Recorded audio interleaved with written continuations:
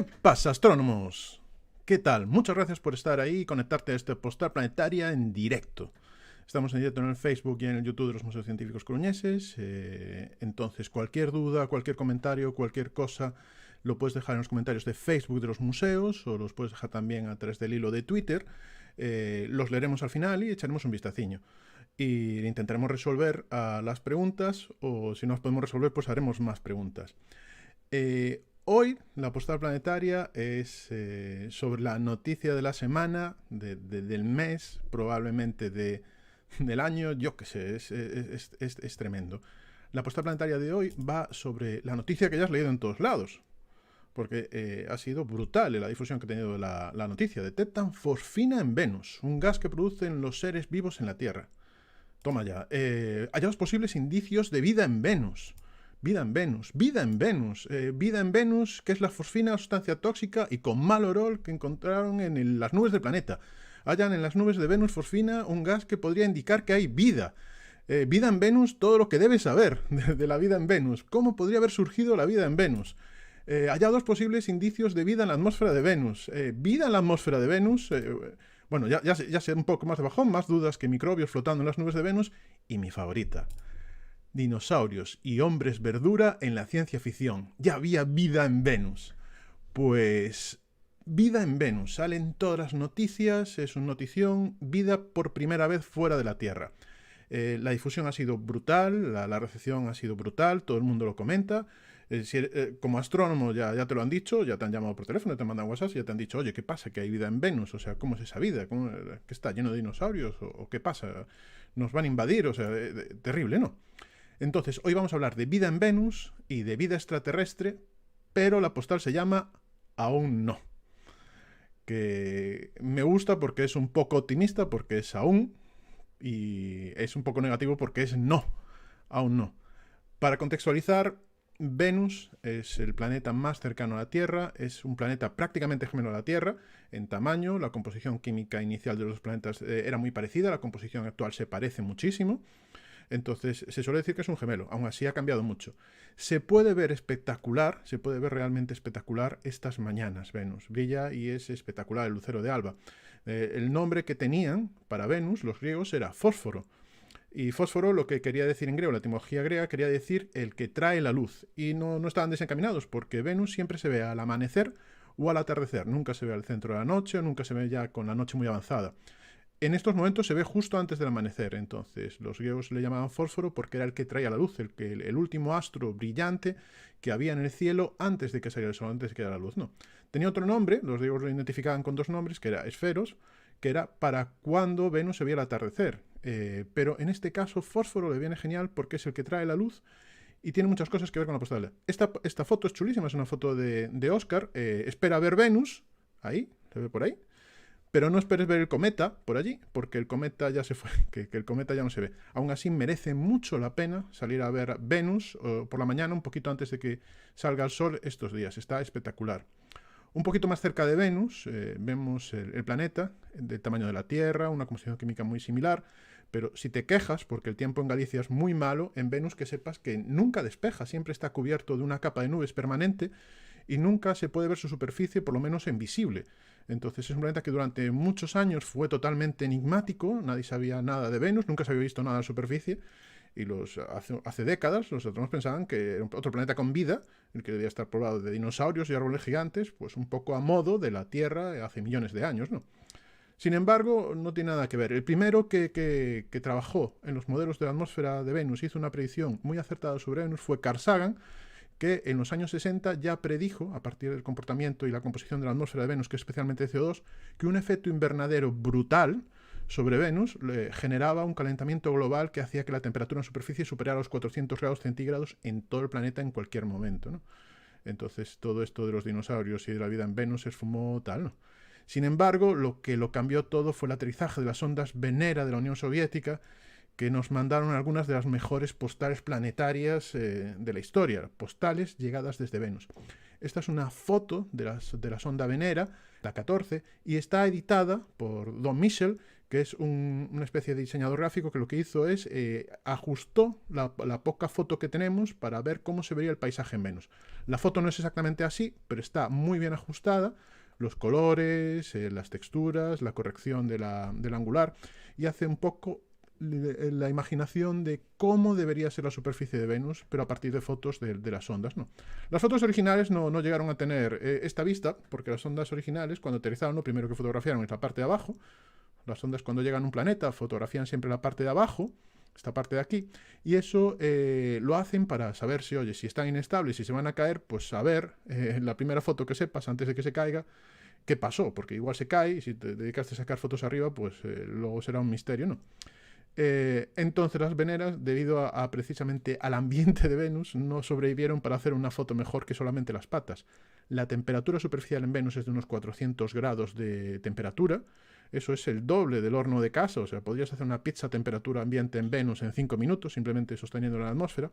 La presión es 90 veces la atmósfera de la Tierra. Eso significa que la presión, el peso del aire que hay encima de tu cabeza, es tan alto que si pusieras ahí un submarino soviético o un submarino americano de estos nucleares, se esmagaría y estallaría como una lata de Coca-Cola cuando la estrujas. O sea, es que es una presión brutal. Ni siquiera los submarinos atómicos son capaces de soportarla. Tendrías que bajar en un batiscafo a Venus para no ser totalmente aplastado por esa presión.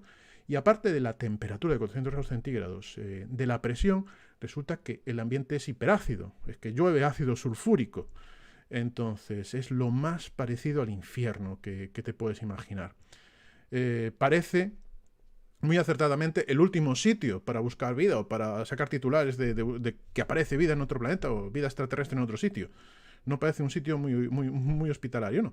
Pero vamos a entrar en de dónde sale todo esto, de dónde salen todos estos titulares y de dónde sale toda esta noticia, y vamos a analizarlo a partir de la fuente, que es este artículo de la doctora James Graves, que de la Universidad de Cardiff, que lo que hace es un artículo que tiene un nombre muy diferente a todos los titulares que hemos leído hasta el momento. El titular es se detecta gas fosfina en las nubes de Venus. Se detecta fosfina en las nubes de Venus. Este es el artículo original que origina toda esta movida, toda esta liada. Entonces, parece que difiere mucho de la idea de que ha aparecido vida en Venus y que hay venusinos y que esto es un tal, ¿no? Vamos a ir al detalle exactamente de cuál fue el descubrimiento y la interpretación del descubrimiento de este artículo, del que sale todo lo demás de vida en Venus y todas estas cosas, ¿no? Hacemos una introducción pequeña de cómo se detecta este tipo de moléculas, cómo se detecta la fosfina, y entraremos por qué es interesante la fosfina en la atmósfera de Venus y por qué sale todo lo demás. La detección se utilizan radiotelescopios, no utilizan telescopios normales. Esto es debido a que prácticamente los telescopios normales o los ópticos solo pueden ver la superficie de Venus, solo pueden ver la parte superior de las nubes de Venus, y para entrar dentro de esas nubes e interpretar algo más de lo que hay dentro de Venus necesitamos radiotelescopios que son permeables y que de alguna forma las nubes de Venus son transparentes a ellos y podemos conseguir datos de muchas otras cosas de la superficie de Venus y de las nubes intermedias de Venus. Pues usando radiotelescopios, no telescopios ópticos, y analizando la longitud de onda, piensa que, como siempre comentamos, lo que es el espectro visible, lo que tú ves es esta parte de aquí del espectro electromagnético, o sea, esto es toda la luz visible, todos los colores visibles, pero las ondas de radio, los rayos X, las ultravioletas, los infrarrojos, los microondas, hay un montón de otro tipo de cosas que podemos detectar y que podemos analizar. Estos telescopios trabajan especialmente en las ondas de radio y en las microondas. Con eso podemos hacernos una idea de qué hay en la atmósfera de Venus. ¿Cómo?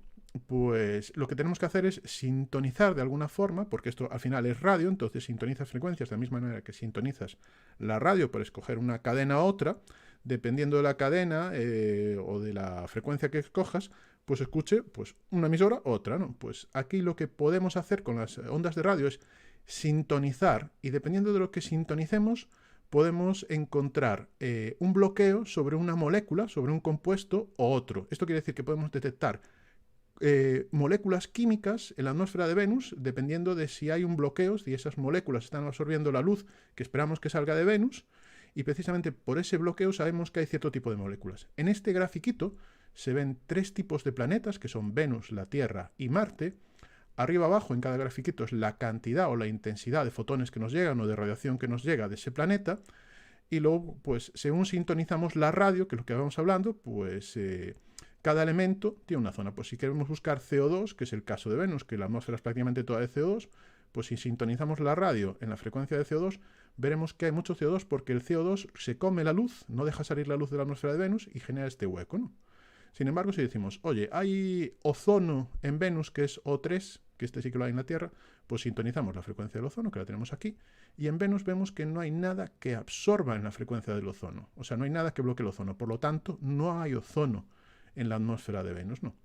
Ozono lo hay en la atmósfera de la Tierra, que es un compuesto muy relacionado con la vida, que tiene que ver mucho con la actividad de la vida, ¿no?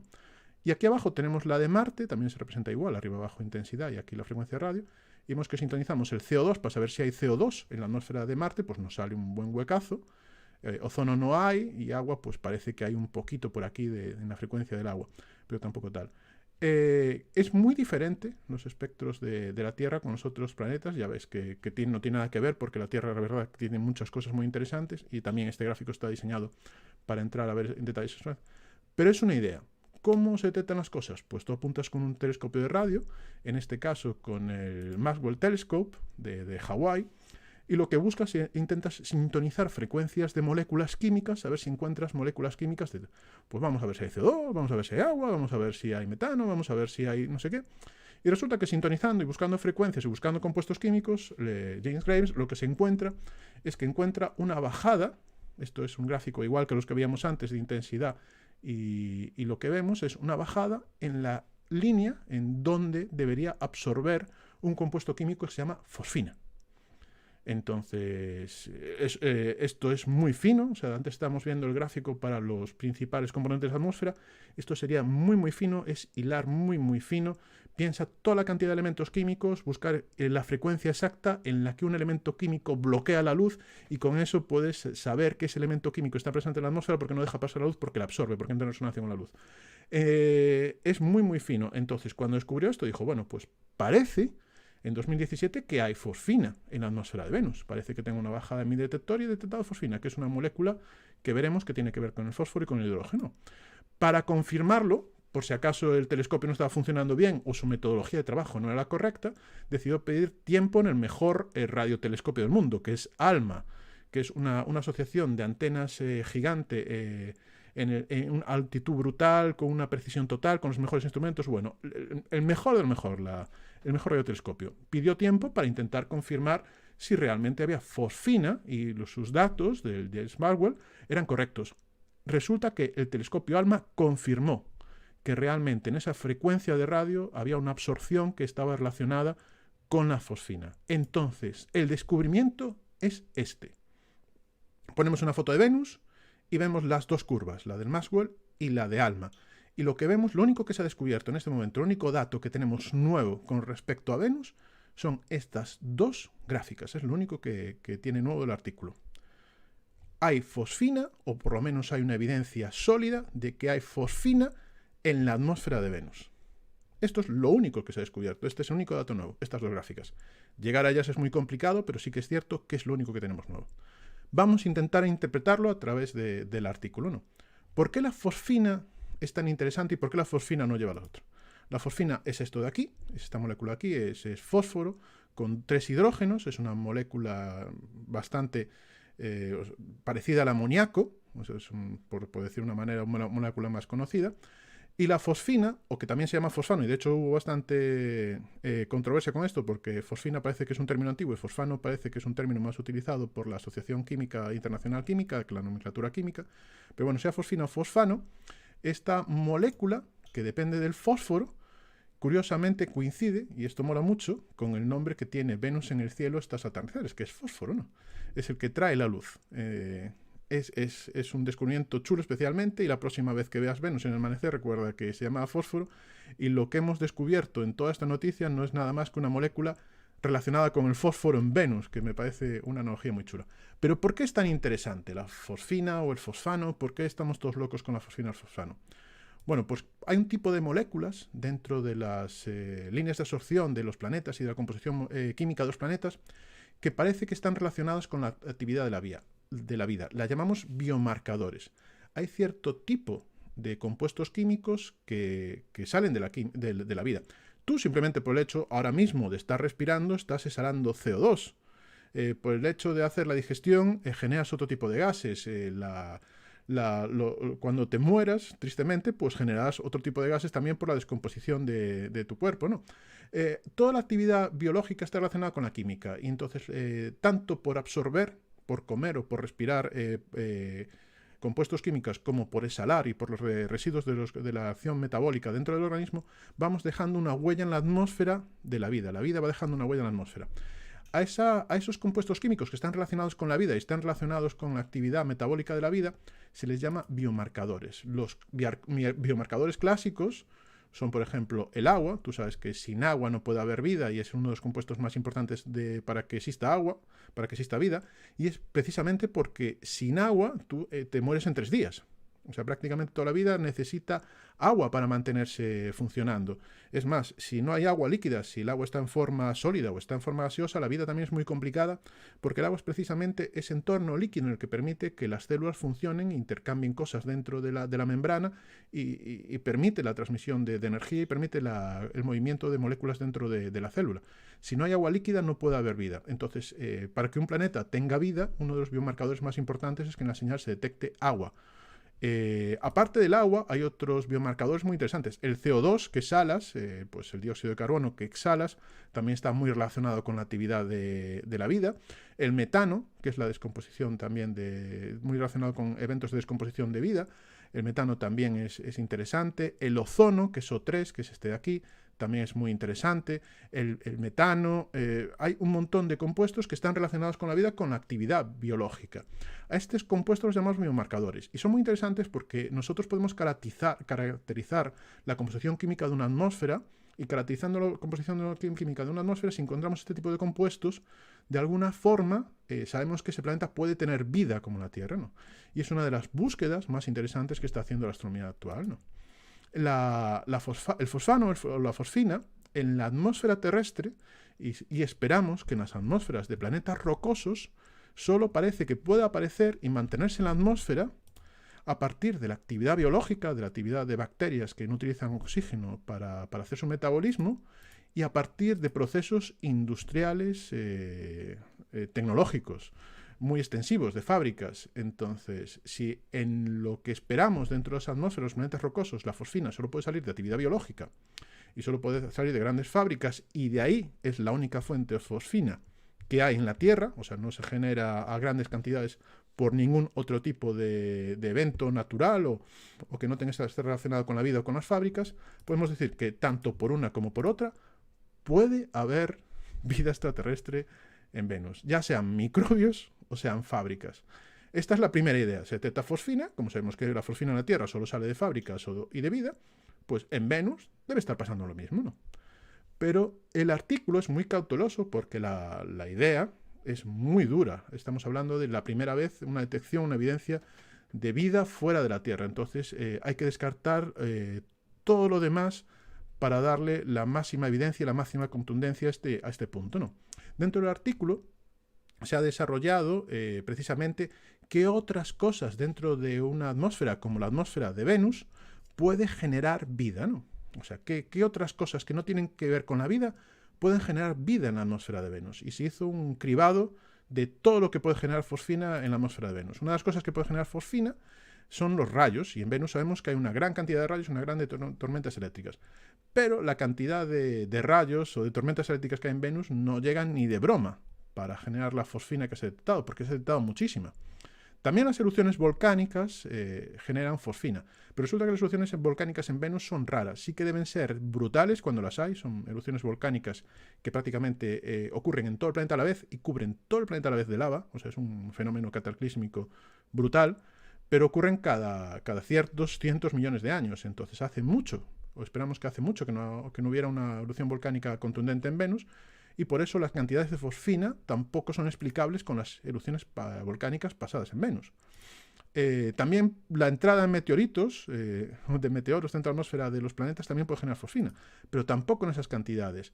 De hecho, en el artículo se hicieron modelos informáticos, en un artículo más extenso, aparte de este que tiene Graves, se hicieron modelos informáticos para 75 reacciones químicas de las que sale fosfina que se conocen, y en miles de configuraciones diferentes químicas con interacción con otros productos químicos, y ninguna de estas posibilidades generaba fosfina suficiente para la cantidad de fosfina que hemos detectado en Venus. ¿Qué ocurre? Pues la fosfina se puede generar naturalmente por estos medios, pero en esta gráfica veis la cantidad de fosfina y ves aquí que la fosfina que no tiene que ver con la vida pues está por aquí, y la fosfina que parece ser detectada por estos dos radiotelescopios de forma independiente es muchos órdenes de magnitud superior a la que puede ser generada por todos estos elementos que no tienen que ver con la vida. Entonces, la única explicación para entender la aparición de la fosfina en este artículo es: o hay vida en Venus, o hemos hecho algo mal, o no entendemos algo de la atmósfera de Venus. O hay vida en Venus, o hay algo que se nos escapa del todo, ya sea porque la detección esté mal, o porque no entendemos algún otro proceso abiótico que no tiene que ver con la vida que ocurre en Venus, que genera fosfina. Mucho se ha hablado sobre la vida en otros planetas. Sobre Venus no suele ser tan popular, pero ya en el año 67 Carl Sagan escribió un artículo en la revista Nature que fue realmente uno de los artículos más míticos de la astronomía, que es la vida en las nubes de Venus. En el año 67 prácticamente no había astrobiología. De hecho, Carl Sagan es uno de los fundadores de la astrobiología porque fue uno de los primeros científicos que se atrevió a fantasear y a trabajar con ideas locas de cómo podría aparecer la vida en otros planetas. Incluso en planetas como Venus. Carl Sagan fue el que descubrió que Venus estaba a una temperatura de 400 grados centígrados de superficie, en una atmósfera infernal con ácido sulfúrico, y a la vez, poco después, estaba haciendo un artículo de cómo debería ser la atmósfera en ese planeta que se parece al infierno.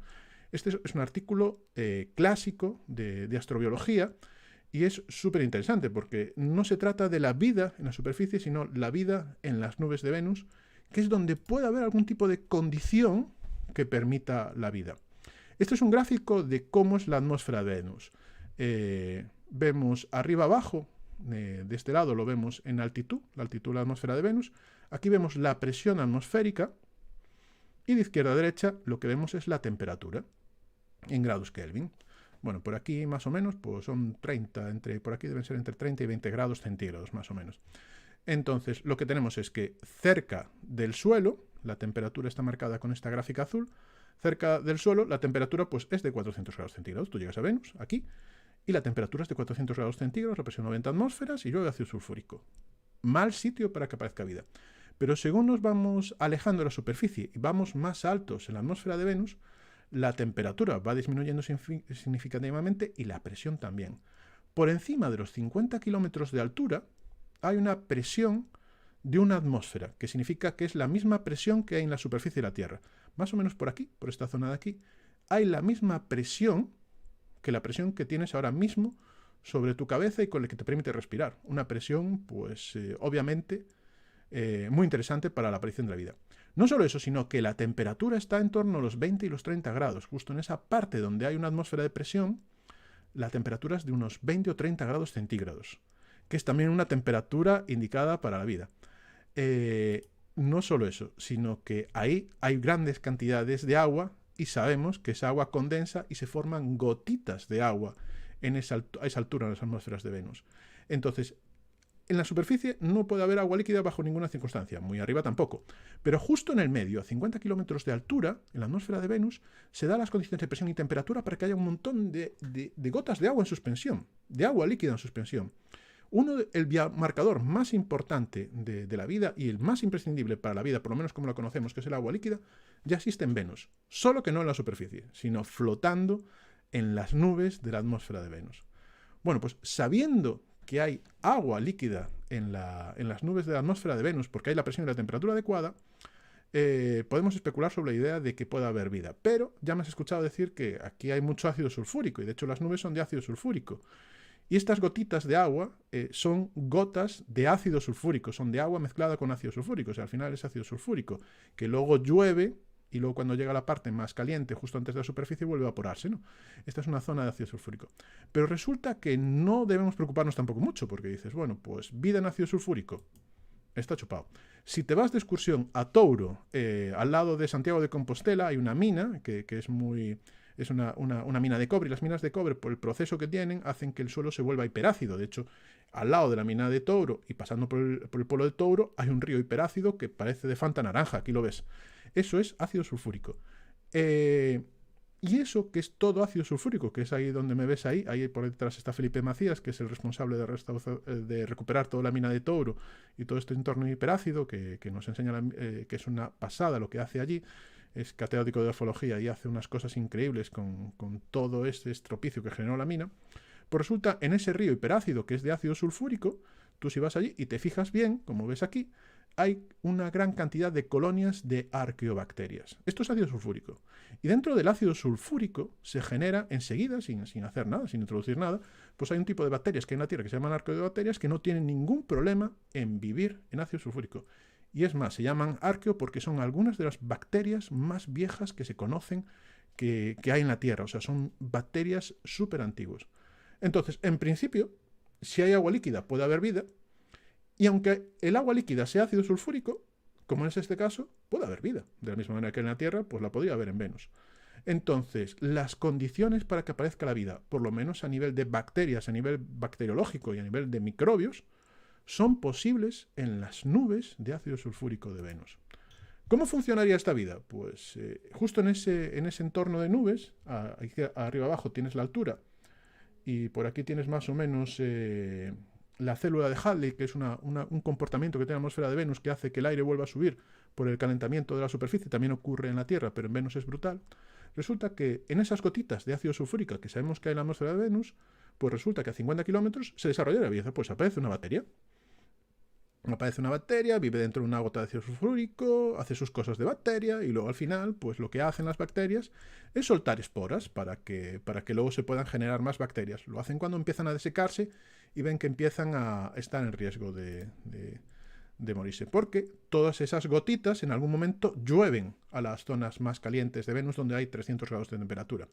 Entonces, por gravedad y por precipitación, esas gotas van bajando y muchas de esas bacterias es verdad que acabarían en la zona más caliente de Venus, con un entorno muchísimo más ácido que los 50 kilómetros, con 300 grados de temperatura y simplemente se volatilizarían, o sea, se descompondrían totalmente, o sea, quedarían totalmente abrasadas.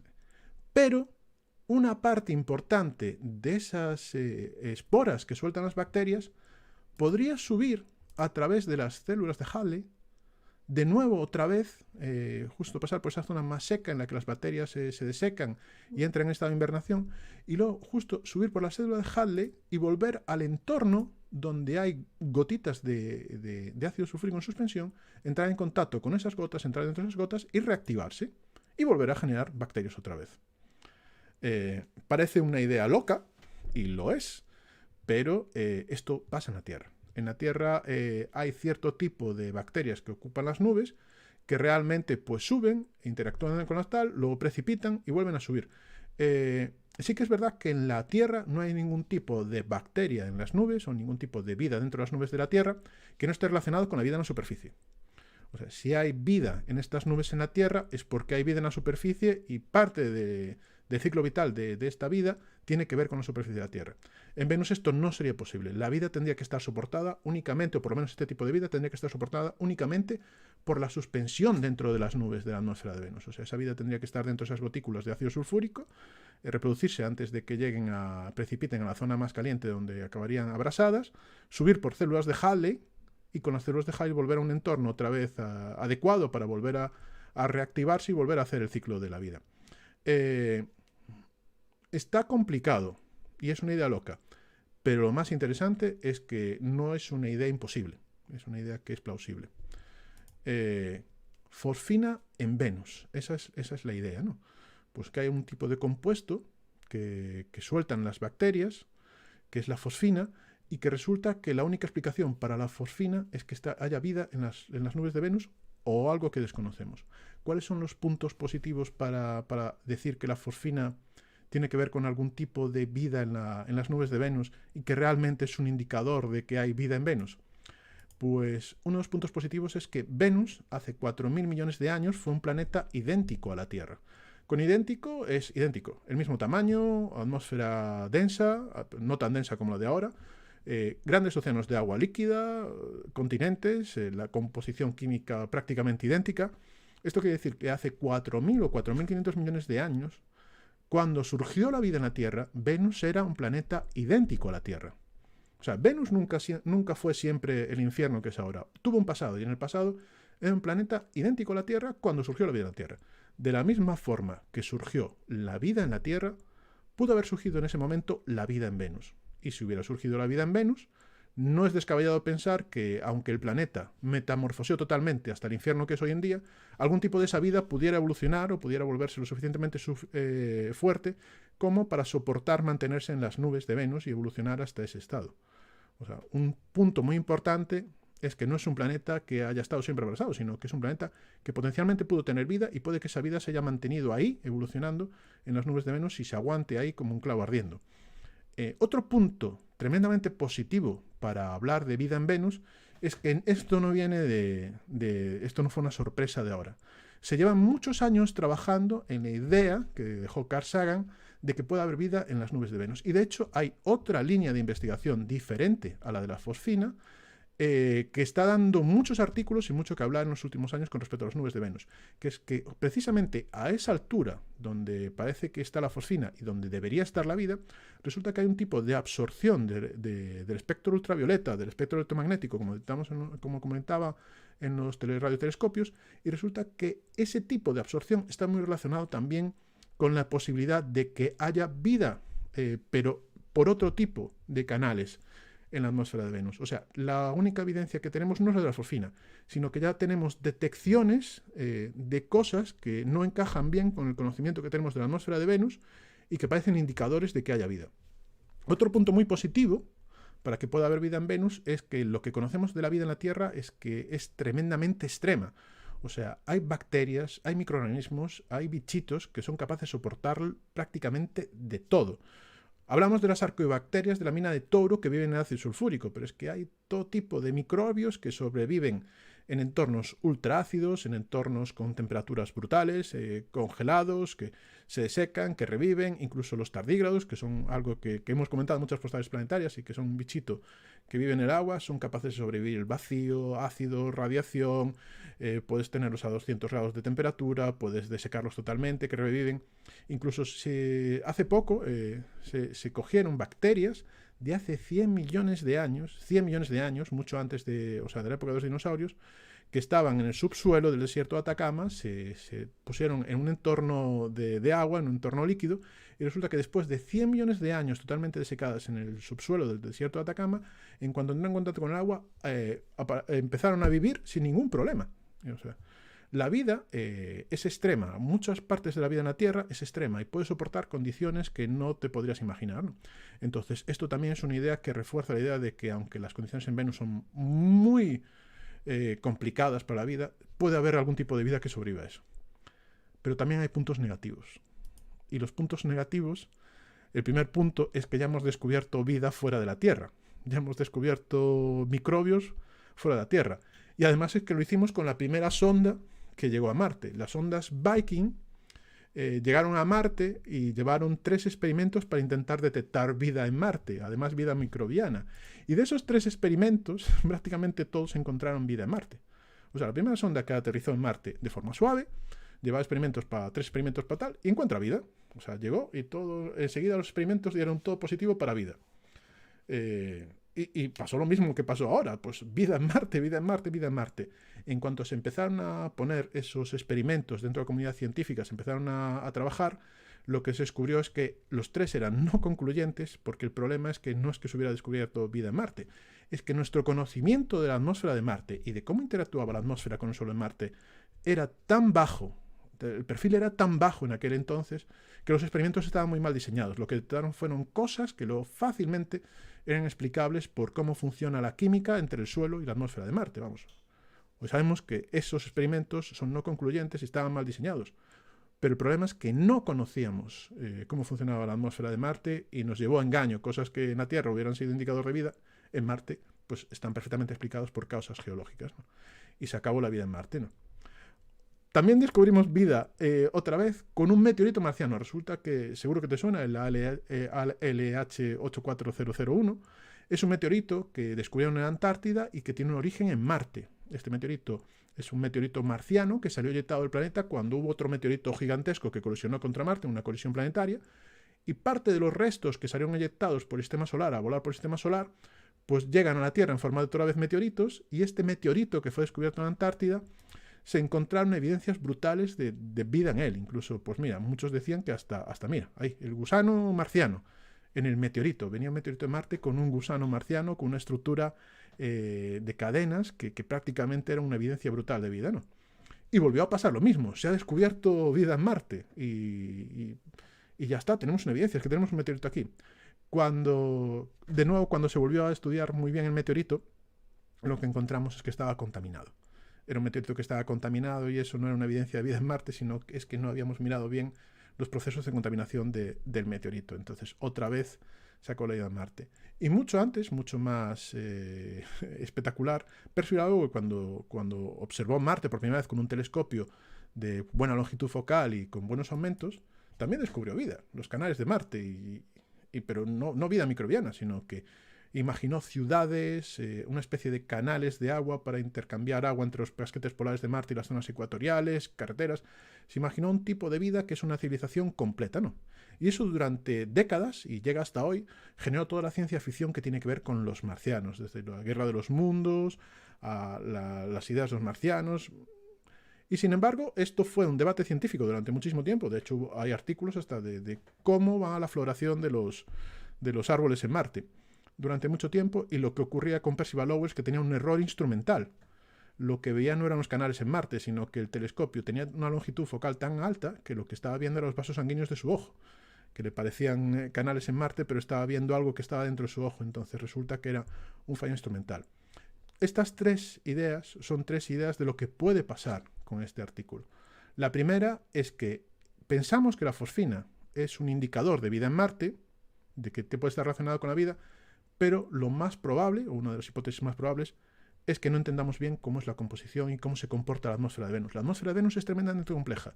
Y desde los años 80 no se hace nada decente, y desde la Venus Express prácticamente y Akatsuki no se hace nada decente en Venus. O sea, el desconocimiento que tenemos de los procesos químicos de la atmósfera de Venus es gigantesco. Entonces nos puede pasar lo que le pasó a Marte cuando llegaron los Viking. Estamos detectando fosfina y resulta que cuando mandemos más sondas, investiguemos más, resulta que la fosfina aparece en esas concentraciones de forma sencilla con un proceso perfectamente explicable. También puede ser lo del meteorito, puede ser que de alguna forma pues esté contaminado toda la toma de datos, puede que estemos detectando fosfina en nuestra atmósfera, puede que el detector no esté bien calibrado, puede que el tipo de longitud de onda que estemos utilizando con respecto a algunas otras moléculas esté enseñándonos otra molécula que no es. O sea, puede que sea un fallo instrumental o un fallo de metodología como pasó en el meteorito. Y luego también hay que tener mucho cuidado porque nos puede pasar un Percival Lowell, que puede ser que nos estemos emocionando mucho con que hay vida en Venus y resulta que estemos viendo algo tan tonto y tan obvio que es que no lo tengamos delante de los ojos, sino dentro de nuestros ojos. Para Marte, por ejemplo, para solucionar las cosas en Marte, que es el otro sitio donde esperamos que haya vida, este año va a ser brutal. Durante todos estos años has visto que han ido sondas, la Speed, la Opportunity, la Curiosity, Mars Express, TGO. Durante todos estos años, durante toda esta década, desde que aterrizó la Viking, han ido un montón de sondas espaciales a Marte. De hecho, está a tope de sondas espaciales, está lleno. Y no salen noticias de que en Marte se ha detectado vida. De hecho, la noticia es: se ha encontrado agua en Marte, se ha encontrado metano en Marte y tal. ¿Por qué? Porque todas las sondas pasadas no iban a buscar vida. Iban a evitar lo que pasó con las Viking. Iban a investigar si en Marte hubo agua, si puede haber agua ahora, cómo se comporta el metano, cómo se comporta la atmósfera con el suelo. Las últimas décadas nos hemos dedicado a investigar cómo funciona la atmósfera de Marte, para que cuando vayamos a buscar vida no nos confundamos y no demos pasos positivos. Y por fin la atmósfera de Marte se entiende lo suficiente hasta el punto de mandar sondas para buscar vida. Y este año es brutal, porque va a llegar ExoMars, va a llegar la China, va a llegar Perseverance, y los Emiratos Árabes también van a mandar una que es Hope. Y todas estas sondas que llegan este año a Marte van a buscar vida. O sea que va a ser brutal, especialmente porque hemos pasado la primera fase.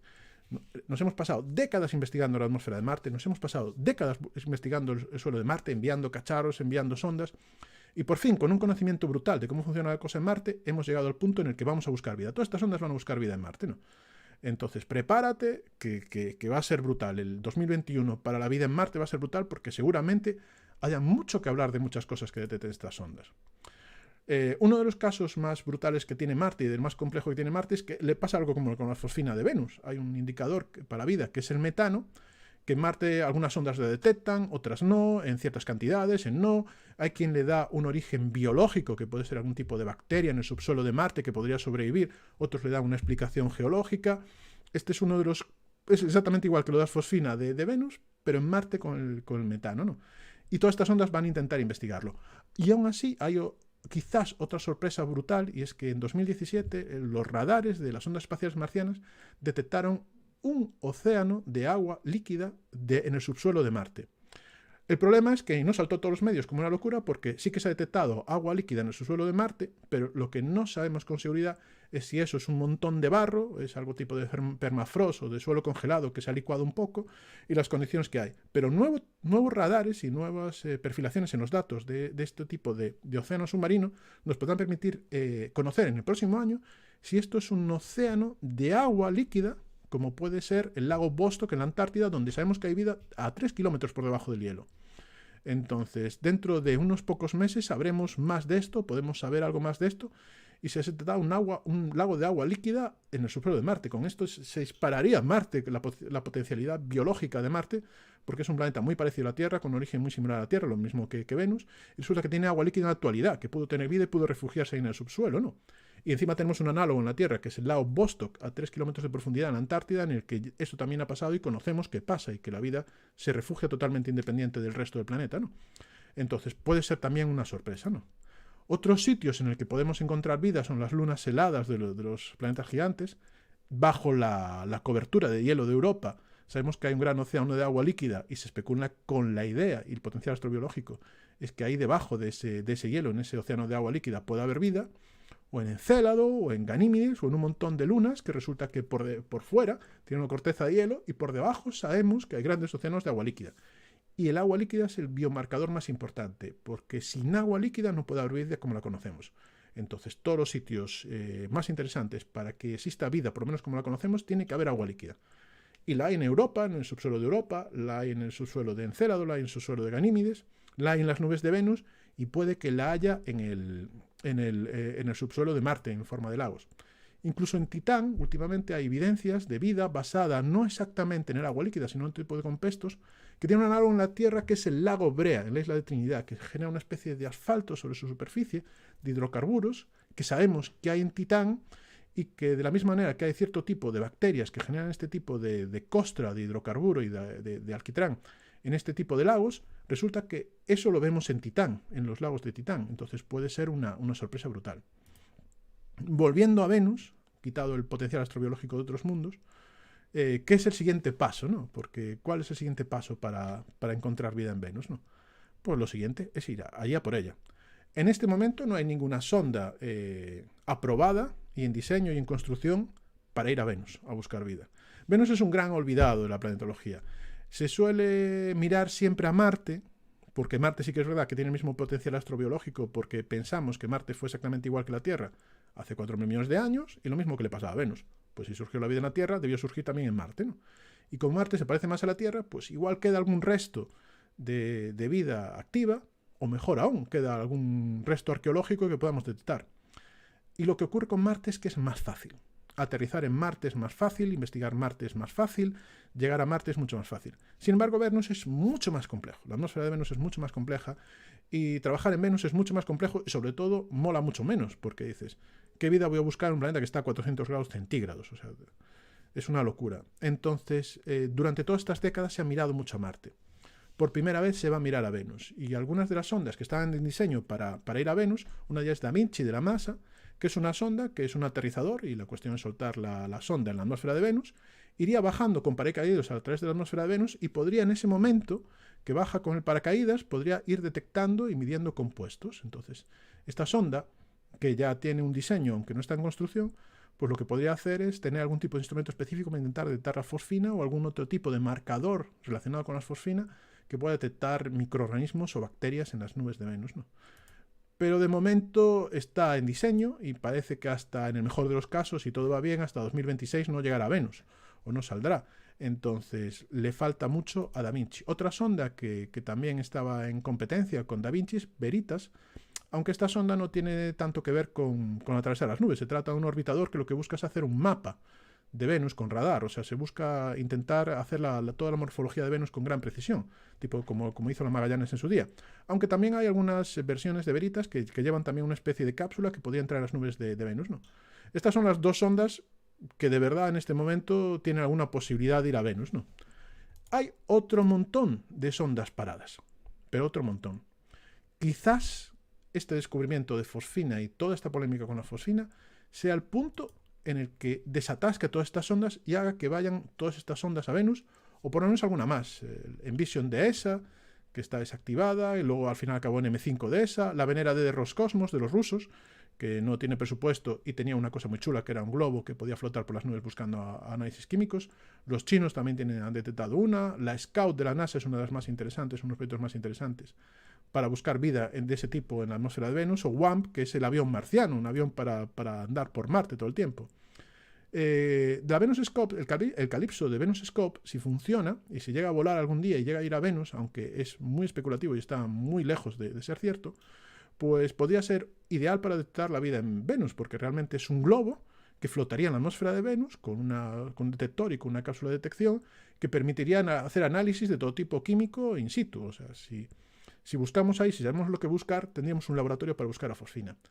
Pero claro, todas estas sondas tienen una problemática nueva, que es uno de los debates que está abierto ahora mismo a nivel planetobiológico con respecto a Venus. Es que tú pensarías, pues si hay esta noticia y tenemos dudas de que hay vida, hay que mandar una sonda a intentar detectar esa vida. Pues realmente el debate es mucho más complejo. Lo que ocurre es que, claro, tú si haces una sonda que vaya a confirmar la fosfina en Venus o algo que tenga que ver mucho con la fosfina, llegas allí y resulta que lo consigues, te seguirá pasando lo que le pasó a la sonda Viking, que igual no estás entendiendo la atmósfera de Venus. Y ese es el problema que tenemos en este momento, que habrá que mandar muchas sondas y habrá que hacer mucha investigación y habrá que hacer mucho trabajo primero para entender cómo funciona la atmósfera de Venus antes de lanzarnos a buscar la vida. Porque muy probablemente si llegamos allí encontraremos fosfina. Pero el problema es entender todo lo que pasa en la atmósfera de Venus para saber si esa fosfina realmente tiene un origen abiótico, si no tiene que ver con la vida, o si realmente tiene un origen biológico, que es tal. Entonces, es emocionante y es chulísimo, pero debemos tomárnoslo con cuidado. Otra misión súper loca de la NASA, esto ya es especulativo a tope, es AVOC, que es una pasada. AVOC es una misión tripulada a Venus, ¿no?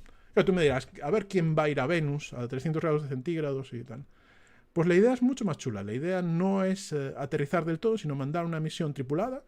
Irían dos naves, una estaría allí, llegaría una tripulación a Venus en una nave y soltarían una nave no con la finalidad de aterrizar, sino con la finalidad de desplegar un gran dirigible y flotar y navegar al estilo aeronautas por las nubes de Venus.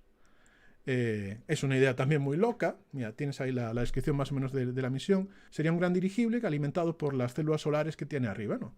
Debajo iría pues la cápsula con la tripulación y la tripulación pues iría controlando la nave a través de Venus y flotando a través de la nave de Venus, buscando fosfina o lo que quieras, interpretando todo lo que quieras de la atmósfera de Venus. Para salir de la atmósfera de Venus, la nave lo que haría es una cosa muy chula, porque después de hacer todas sus cosas en Venus, de hacer sus análisis, ahí tienes ahí a los pilotos de la nave, ¿no? De la AVOC, pues de hacer sus cosas, para salir, para volver, claro, la idea es volver a la Tierra. ¿Cómo vuelves a la Tierra? Harían algo muy, muy extendido dentro de la puesta en satélites en órbita hoy en día. Soltar la cápsula y despegar, llevar que sea ya cápsula cohete, ¿no? Para volver a la Tierra. Esto es tan loco que incluso las ideas empiezan a hablar de que aparte de AVOC de tener un dirigible, no sería loco hacer una ciudad flotante en Venus, ¿no? O sea, pues de la misma forma que tienes un dirigible, pues hacer muchos, asociarlos y hacer una especie de ciudad flotante en las nubes de Venus para hacer cosas. No es imposible. Esto ya es un poco ciencia ficción, pero no es imposible. Bueno, ¿qué nos queda con esto? Pues fosfina en Venus. Indicador biológico. Habrá que ver si es cierto. ¿Y si es cierto? ¿Y si es cierto? ¿Y si resulta que hay vida en Venus? ¿Qué implicaciones tendría que hubiera vida en Venus? A nivel astronómico, lo primero, que sería brutal, es que Venus está fuera de la zona de habitabilidad. La zona de habitabilidad, o de la zona de Recitos de Oro, que como sabes de otras postales planetarias es la zona justa a la que tiene que estar un planeta de una estrella para que no esté ni abrasado ni congelado, que pueda haber agua líquida en superficie, ¿no? Pues todas las fórmulas de cómo se comporta la habitabilidad planetaria y la zona de habitabilidad planetaria tienen a Venus fuera de la zona de habitabilidad planetaria. Entonces nos cargaríamos todas las teorías que tienen que ver con la zona de habitabilidad, con lo cual se dispararía las posibilidades de encontrar vida en otros planetas, tanto dentro del sistema solar como fuera del sistema solar, como los planetas que detectamos fuera del sistema solar. O sea, nos cargaríamos la zona de habitabilidad. Otra implicación sería que aumentaríamos con mucho la ecuación de Drake, la ecuación que nos dice qué capacidad tenemos de entrar en contacto con otra civilización y de hablar con otra civilización extraterrestre, ¿no? Pues si la vida aparece en la Tierra y aparece en Venus, que es un planeta que está al lado con unas condiciones iguales y que ha metamorfoseado un infierno, la vida en el universo debería aparecer con muchísima facilidad. Y si la vida aparece con muchísima facilidad, debería haber más probabilidades de que haya vida inteligente, aunque tampoco, igual también somos los únicos en eso. Habrá que ver también la teoría de Herrera. Otra idea también es la idea de que si hay vida en Venus, igual es posible la teoría de la panspermia, la teoría de que la vida se contagia de un mundo a otro. Es el planeta vecino, el planeta más cercano. ¿Pudo aparecer la vida en la Tierra y contagiar a Venus? ¿O pudo la vida aparecer en Venus y contagiar a la Tierra y al final somos todos de Venus? También habría que mirarlo mucho. Y luego, que hubiera vida en Venus y que podríamos confirmar la existencia de vida en Venus en forma de bacterias, le daría una vuelta al telescopio James Webb, que dentro de poco estará en órbita y que va a ser el mejor telescopio jamás construido y que tendrá resolución para intentar detectar ese tipo de marcadores, de biomarcadores, en otros planetas que están fuera del sistema solar a muchos años luz. Aunque la resolución que hace falta para detectar fosfina, como se ha detectado en Venus con el James Webb en el sistema exoplanetario más cercano, podemos estar hablando de 500 horas de observación del James Webb, o sea que va a ser muy complicado. Pero aún así estamos empezando a abrir la etapa en la que no solo estamos empezando a punto de descubrir vida en Marte o vida en Venus, vida pasada en Marte, vida pasada en Venus, sino que vida en otros planetas, ¿no? Y esto puede ser un detonante brutal. En todo caso, tanto nos quede mucho para entender lo que pasa con la fosfina o que la fosfina es un indicador que hace saltar todas las alarmas de que aparece la vida en la Venus, debemos agarrar muy fuertemente la frase de Carl Sagan, que es famosa, la conoces de sobra, y que afortunadamente ha salido en todos los artículos, prácticamente en todos los artículos en los que se habla de la vida en Venus, que son todos muy buenos, ha salido esta frase de Carl Sagan, que es: hechos extraordinarios, o sea, decir que hay vida extraterrestre en otro planeta, especialmente en Venus, que es un hecho extraordinario, requieren evidencias extraordinarias. Y de momento, en este momento, lo que tenemos con respecto a la vida en Venus es simplemente dos curvas que bajan del ALMAS y del mejor radiotelescopio del mundo y del Maxwell, dos curvas que bajan mucho y que parecen detectar una molécula que es fosfina, que parece que está relacionada con la vida, y en la Tierra solamente la hay de actividad biológica y de fábricas, ¿no? Es una buena evidencia y algo para pensar. Pues puede haber vida en Venus, pero hechos extraordinarios pensar que hay vida en Venus, que se ha desarrollado la vida en Venus y que en este momento hay bacterias flotando en nubes de ácido sulfúrico en Venus, estos requieren evidencias extraordinarias. Por lo tanto, debemos ser cautelosos. Con Marte nos ha pasado mucho en el pasado, o sea, hasta los 90.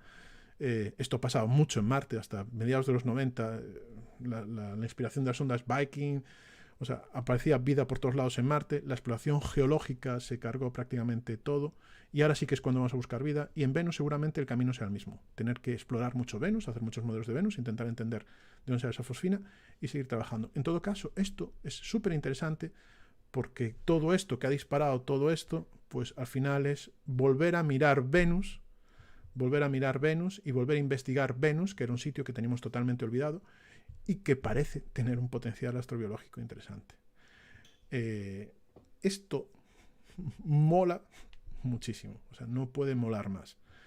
Entonces, tenemos que decir aún no, pero los próximos años y los próximos meses van a ser súper interesantes. Va a ser la primera vez que confirmemos la existencia de vida en Marte o en Venus, tanto presente como pasada, y no solo eso, sino que nuestro conocimiento de cómo aparece la vida en los planetas y la investigación en Venus nos van a permitir empezar con la nueva generación de telescopios a detectar biomarcadores en exoplanetas, en planetas fuera del sistema solar, y con eso empezarán los próximos meses y los próximos años, empezaremos a ver noticias de posible biomarcador o aparición de algo como la fosfina en un planeta a 10 años luz, a 4 años luz en Alpha Centauri, a 100 años luz. Y los próximos años empezaremos a intentar descubrir vida en otros mundos, ¿no?